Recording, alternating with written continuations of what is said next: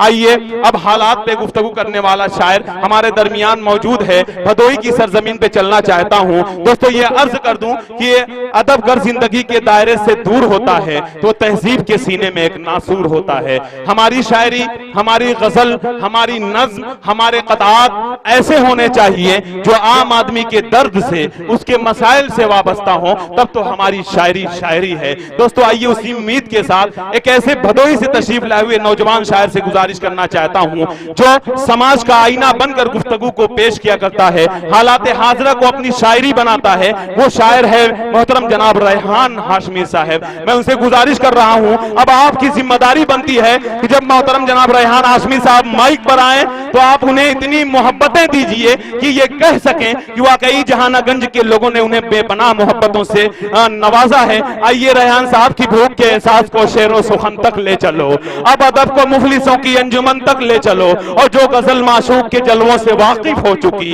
उसको अब बेवाह के माथे की शिकन तक ले चलो। माइक पर रेहान हाशमी।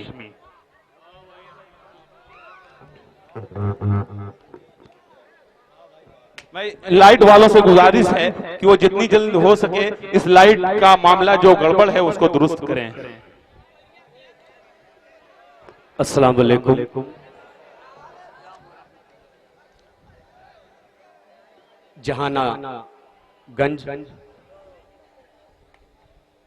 अब मुझे समझ में आया कि अली बाराबंकी कैसे पढ़ रहे थे यहाँ पे।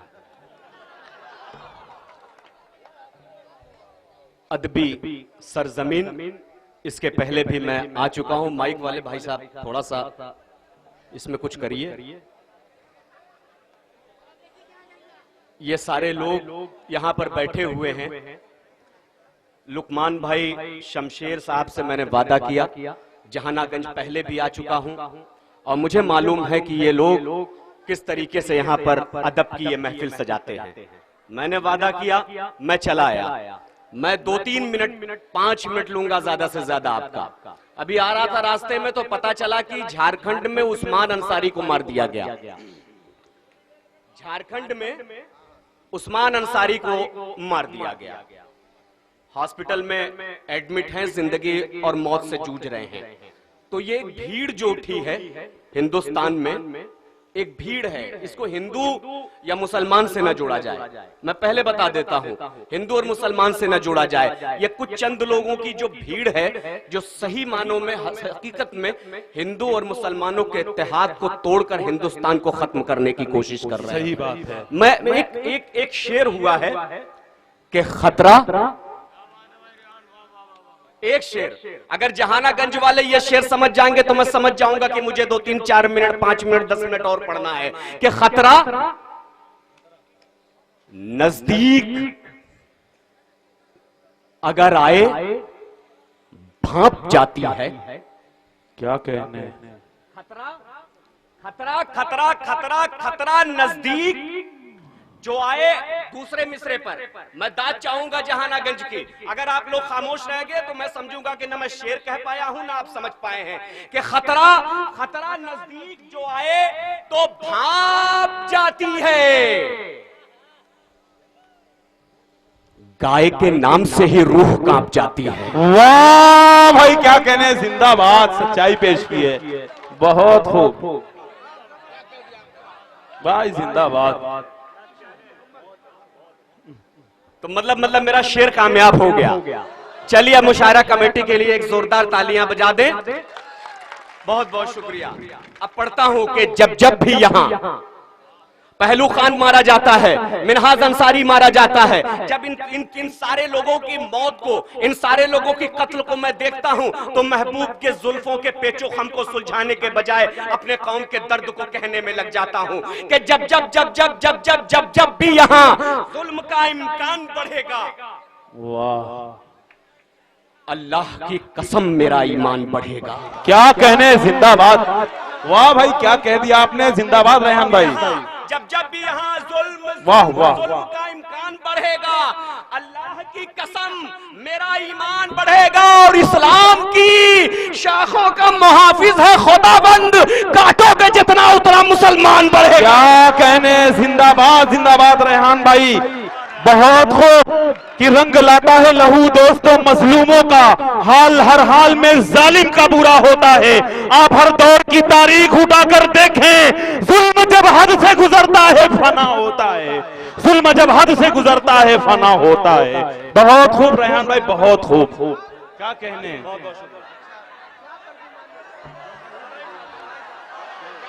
फिर से पढ़ूं। चलिए आप लोगों के हौसले पे फिर से पढ़ता हूं कि जब जब भी यहां जुल्म का इम्कान बढ़ेगा, जब जब भी यहाँ जुल्म का इम्कान बढ़ेगा, अल्लाह की कसम मेरा ईमान बढ़ेगा और इस्लाम की शाखों का मुहाफिज है खुदाबंद।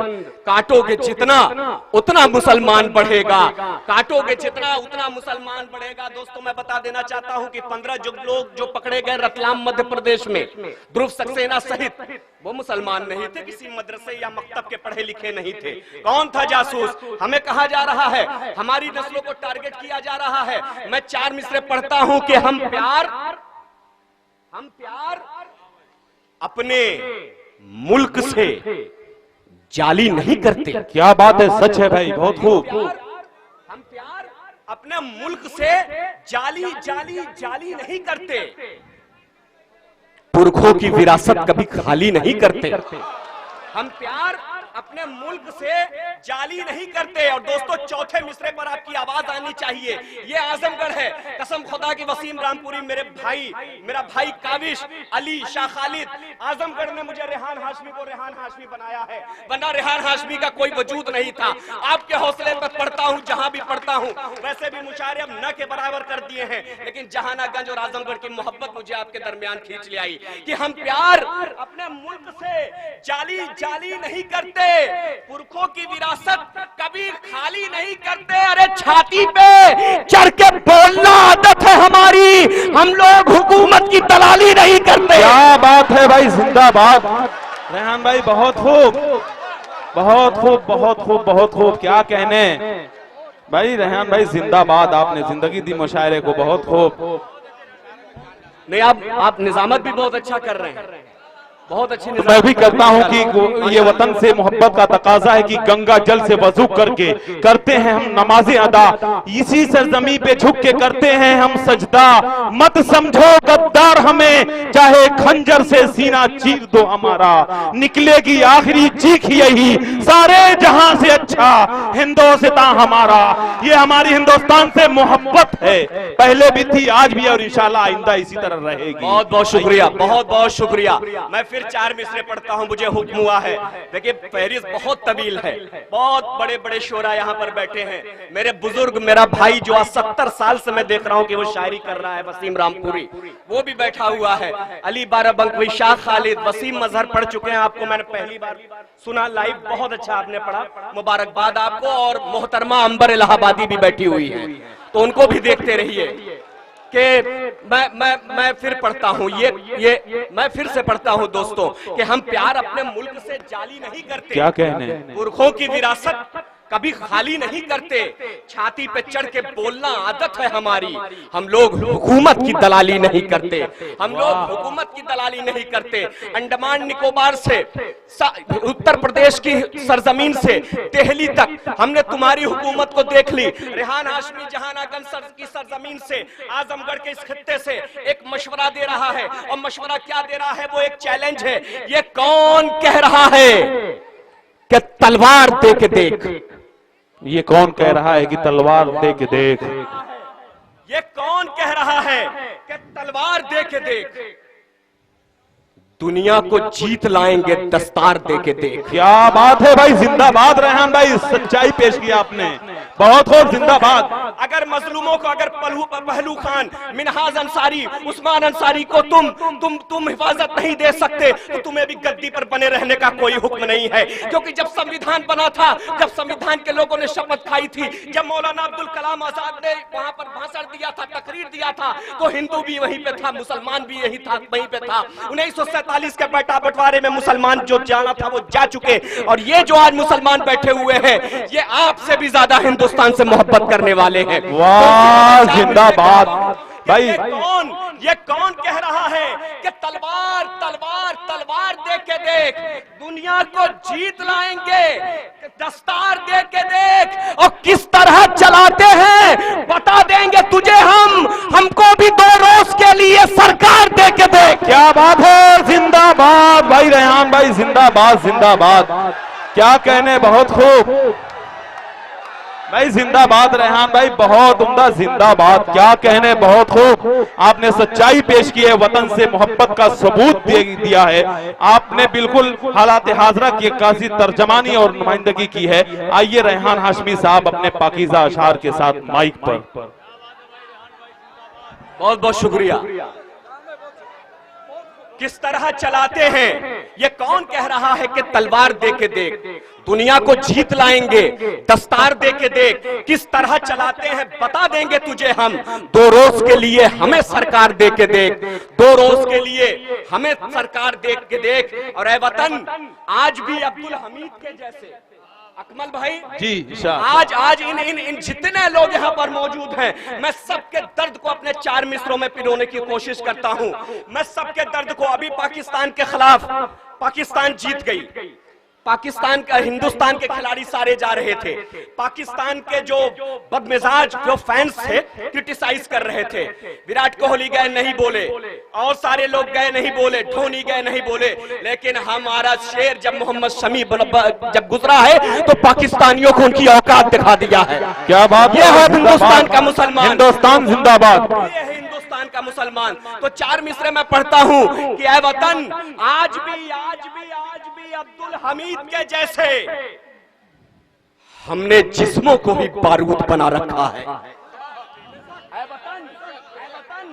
आज भी अगर आपका दर्द हो चौथे मिसरे में तो मुझे मेरी आवाज से आवाज मिलाना और मुझे दुआएं देना कि ऐ वतन, आज भी अब्दुल हमीद के जैसे हमने जिस्मों को ही बारूद बना रखा है, और हम मुसलमान हैं, मैसूर के सुल्तान वाले, और तुमने हमें दाऊद बना रखा है। क्या बात है, जिंदाबाद, सच्चाई है रेहान भाई, क्या कह दिया आपने, बहुत खूब। दोबारा इस शेर को दोबारा, बहुत उम्दा भाई, सच्चाई आपने पेश की है भाई, बहुत खूब, जिंदाबाद। हम मुसलमान हैं, मैसूर के सुल्तान वाले, और तुमने हमें दाऊद बना रखा है। प्यार मोहब्बत बांटोगे, अच्छे बंदे हो जाओगे। क्या बात है भाई, जिंदाबाद, प्यार मोहब्बत बांटोगे, अच्छे बंदे हो जाओगे। हम मुसलमान हैं, हमारी तारीख यह है कि समुंदर ने हमें रास्ता दिया है, चांद टुकड़े हुए हैं, हमने अपनी कश्तियों को समुंदर के किनारे जला दिया है। तो प्यार मोहब्बत बांटोगे, अच्छे अच्छे अच्छे अच्छे अच्छे बंदे हो जाओगे। कीचड़ सब पे फेंकोगे तो खुद गंदे हो जाओगे। क्या बात है भाई, जिंदाबाद। प्यार मोहब्बत बांटोगे, अच्छे अच्छे अच्छे अच्छे अच्छे अच्छे बंदे हो जाओगे। ये तमाम आरएसएस वालों की नजर करता हूँ। रेहान हाशमी आपके हौसले पे पड़ता है, और जान जिंदगी का मामला सिर्फ अल्लाह रब्बुल इज्जत के हाथ में है। कोई माई का लाल नहीं कि जो रेहान हाशमी को खत्म कर सके। अगर आप हमारे साथ हैं तो प्यार मोहब्बत बांटोगे, अच्छे बंदे हो जाओगे। कीचड़ सब पे फेंकोगे तो खुद गंदे हो जाओगे। अरे हमें मिटाने की कोशिश में नस्ल फना हो जाएगी। हम सूरज हैं, आंख मिलाओगे अंधे हो जाओगे। ओहो, जिंदाबाद, क्या कहने रेहान भाई, जिंदाबाद जिंदाबाद।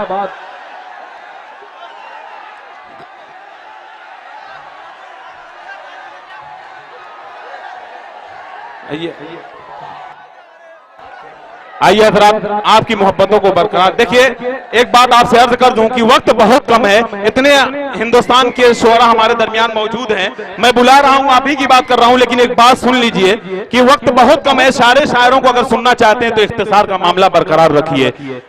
समझ रहे हैं आप समझिए वक्त की नजाकत को। आइए हजरात, अब मैं देखिए, इस तरह की हरकतें मत कीजिए। बहुत सारे शायर हैं, शायरात हमारे दरमियान मौजूद हैं। आइए जनाबे, आपकी बातों को मैं सर आंखों रखता हूं, और मैं मोहतरम जनाब रेहान हाशमी साहब से गुजारिश कर रहा हूं कि वो माइक पे तशरीफ लाएं।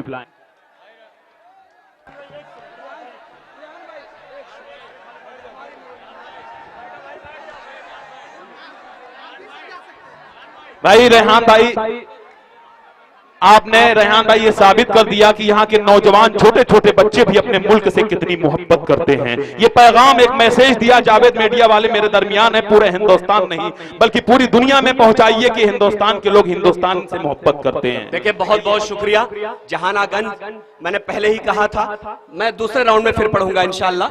मैं जाऊंगा नहीं, आपके दरमियान ही रहूंगा क्योंकि फेरिस्त बहुत लंबी। अच्छा 4 मिसरे आपको सुना देता हूं। निकाह निकाह निकाह निकाह का मसला, निकाह हलाला सारी चीजें इस्लाम में और कहीं कोई चीज नहीं, और सब दूध के धूले हैं। लेकिन मैं ये बता देना चाहता हूं, हिंदू मुसलमान एकता का, इत्तेहाद का परचम लहराते हुए एक बात बता दूं कि इस इत्तेहाद को तोड़ने का कोई काम अगर करेगा तो हिंदुस्तान का मुसलमान उसे तोड़ने का काम करेगा। मैं ये भी बता देना चाहता हूं, इसीलिए कहता हूं कि उंगली कहते हैं 3 तलाक खत्म कर दो। देखिए काफी पेचीदगियां हैं, बहुत पेचीदगियां हैं। हमारे पास आओ, इस्लाम की बातें सीखो। अब मैं आपसे भी कहता हूं कि हमारे जो गैर मुस्लिम भाई हैं उनको भी आप इस्लाम का पैगाम पहुंचाइए। जब तक वो हमारे बारे में जाने रहेंगे तो मैं अपने बारे में क्या कहूं। ये छोटे छोटे बच्चे हैं, ये नौजवान बच्चे हैं, हम लोग अपने ही दीन के बारे में नहीं जानते, हम लोग अपने ही दीन के बारे में नहीं जानते। बहरहाल तलाक के ऊपर मसला हुआ, ये हुआ कि शरीयत में तब्दीली हो, शरीयत में तरमीम हो, शरीयत में चेंजिंग हो। तो मैंने भी 4 मिसरे पढ़े कि उंगली जो उठाओगे खुदा के कलाम पर, उंगली जो उठाओगे खुदा के कलाम पर, क्या बात है। खुदा खुदा खुदा के कलाम पर उंगली को काट काट के रख देंगे पाम पर। वाह भाई वाह, जिंदाबाद। उंगली उंगली उंगली उंगली उंगली जो उठाओगे खुदा खुदा खुदा के कलाम पर, उंगली को काट काट के रख देंगे बाम पर, और मर जाएंगे मिट जाएंगे खैरुल अनाम पर। समझौता नहीं होगा शरीयत के नाम पर। वाह भाई, जिंदाबाद जिंदाबाद रेहान भाई, क्या कहने, बहुत खूब, जिंदाबाद, बहुत उम्दा, बहुत खूब, जिंदाबाद जिंदाबाद। शुक्रिया अरशद भाई, यूनुस भाई, लुकमान भाई कि समझौता नहीं होगा शरीयत के नाम पर। और आखिरी में 4 मिसरे, उसके बाद आपसे इजाजत के जब तक रहेगी जान ये कहते रहेंगे हम, जब तक रहेगी जान ये कहते रहेंगे हम, जान ये कहते रहेंगे हम। अल्लाह के रसूल का पैगाम जिंदाबाद। और तू क्या हमें मिटाएगा गुजरात के कातिल, छाती पे चढ़ के बोलेंगे इस्लाम जिंदाबाद। जिंदाबाद भाई जिंदाबाद। बहुत खूब, आपने सच्चाई के साथ हालात हाजरा को अपनी शायरी बनाया। अब आप हजरात से आइए हजरात, आइए हजरात, अब मैं आप हजरात से ये बात अर्ज कर दूं कि बिल्कुल सच्चाई के साथ वो अपना कलाम पेश कर रहे थे। न शायर के जाने के बाद न कोई तबसरा, आने से पहले मैं ज्यादा तमीज नहीं कर सकता कि सारे शोरा मुशायरा बहुत लेट से शुरू हुआ, बहुत ज्यादा शायर की फहरिस्त हमारे दरमियान मौजूद है। अगर इसी तरीके से मामला रहा, आप इतने लंबा करते रहे सुनने में तो मामला बहुत बिगड़ जाएगा, इसलिए इख्तिसार से काम लिया कीजिए। आइए हजरात, आपसे गुजारिश कर रहा हूँ कि इसी तरह आप अपनी जगहों पर बैठे रहिए। आपके वकार को देख करके मुझे ये महसूस हो रहा है कि आपने हिंदुस्तान की डेमोक्रेसी को मजबूत कर दिया है, क्योंकि हिंदुस्तान हमारा एक खूबसूरत मुल्क है, उससे ज्यादा हम खूबसूरत हैं क्योंकि हमारे मुल्क में डेमोक्रेसी और रिपब्लिक डे की जो जड़ें हैं वो बहुत ज्यादा मजबूत हैं। इसलिए कि हमने बसदेव कुटुंबकम जो हजारों साल का फलसफा था उसको अगर हम अमल में लाए हैं तो उसको हम अपनी डेमोक्रेसी में उसे अमल में लाए हैं। इसलिए मैं कहता हूं कि हमारी जो डेमोक्रेसी है, हमारा जो लोकतंत्र है, वो हमें मसावात सिखाता है, वो हमें इंसानी बराबरी सिखाता है, वो हमें निष्पक्षता सिखलाता है, वो हमें गैर जानिबदारी सिखाता है। जब इतनी चीजें इंसान के अंदर शामिल हो जाएं तो इंसान खुद उसकी नजर में उसकी अहमियत बढ़ जाती है। आइए हजरात, उस हवाले से गुफ्तगू कर रहे थे जनाब रेहान हाशमी साहब, उन्होंने एक पैगाम भी दिया और सच्चाई भी पेश की। आइए